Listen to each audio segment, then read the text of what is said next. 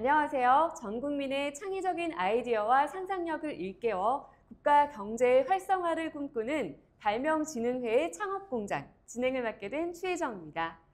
네, 지난번에 이어 오늘도 많은 창업에 관한 팁들을 전해주실 분을 모셨는데요. 바로 모셔보도록 하겠습니다. 스페이스 F의 김병훈 대표님 모셨습니다. 안녕하세요, 대표님. 네, 안녕하세요. 스페이스 F 대표 김병훈입니다. 이번 창업공장에서 창업을 준비하신 여러분들께 많은 이야기를 전달하고자 이 자리를 준비하게 되었습니다. 잘 부탁드리겠습니다.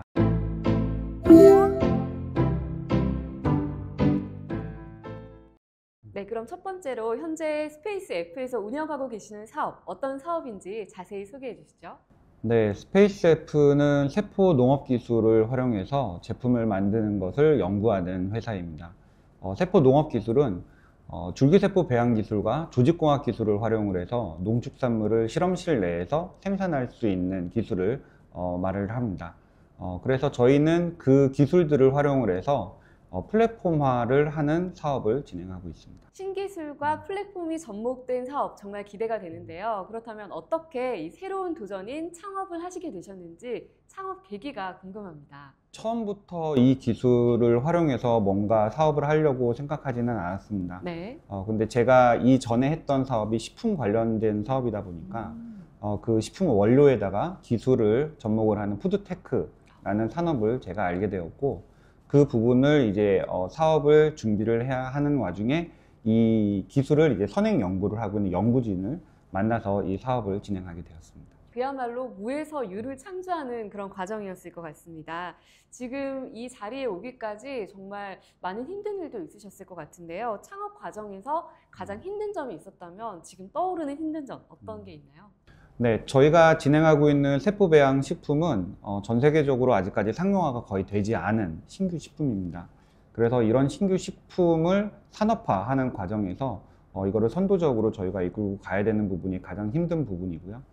우선 이 제품 개발에 대한 그 난이도가 굉장히 높고 이거에 대한 시간이 많이 걸리기 때문에 회사 입장에서는 그 기간 동안에 회사가 이제 버틸 수 있는 자금적인 부분이라든가 아니면은 이 연구적인 동력을 저희가 유지를 하는 부분이 가장 힘든 부분입니다. 이렇게 창업을 할 때는 동시다발적으로 다양한 면에서 문제가 발생할 수도 있고 또 처음 겪어보는 일들이 많을 것 같아요. 그렇기 때문에 예비 창업자분들께서는 혼자서 이겨내기 힘든 부분들이 굉장히 많을 것 같다 이런 생각이 듭니다. 창업 선배로서 예비 창업자분들께 꿀팁이나 또 도움을 받을 수 있는 점 좀 소개해 주시면 좋을 것 같아요.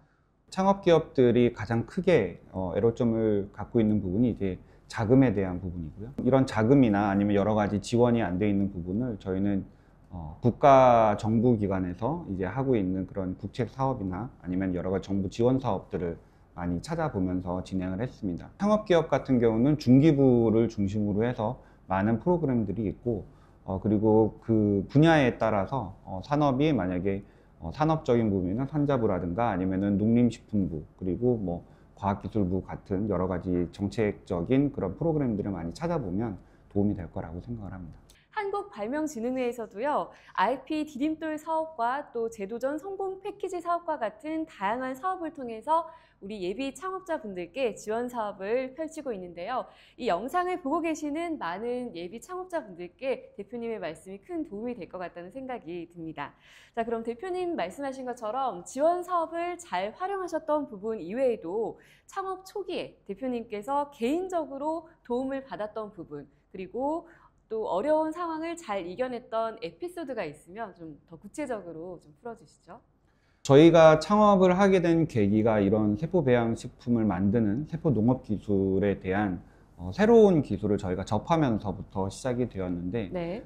그 중에서도 저희랑 같이 공동 창업을 결정해 주신 서울대학교 교수님들과 그분들 밑에서 이제 박사후 과정을 진행하고 있는 현재 저희의 연구진들이 네. 처음부터 저희를 믿고 같이 이제 이 사업을 진행해 주신 부분이 어떻게 보면 가장 큰 원동력이 되었다라고 생각을 하고요. 그거를 저희가 이제 토대로 해서 네. 여러 가지 컨소시엄을 많이 만들면서 이제 산자부에서 진행하는 가장 큰 국책 과제를 초반에 저희가 획득을 한 부분이 지금 사업 초기에 가장 크게 기억이 남는 것 같습니다. 네. 그리고 또 이렇게 기억에 남는 부분뿐만 아니라 좀 어려운 일이 있었던 그런 에피소드도 한번 들어볼 수 있을까요? 어려운 일 같은 경우는 네. 제가 원래가 전공이 이쪽 분야가 아니라 그렇다면 대표님의 실제 전공은 어떤 분야신가요? 저는 원래 물리학과 전공이고요. 네네. 이제 반도체 쪽에 공정 설계를 하던 엔지니어였어요. 네. 그렇다면 정말 이쪽 분야와 조금 다를 수도 네. 있다고 생각이 네. 드는데요. 어떻게 좀 이 어려움을 극복하셨나요?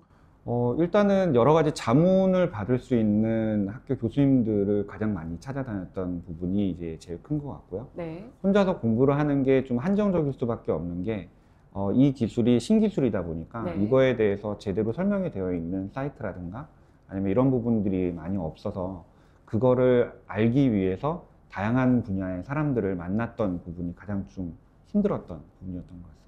네.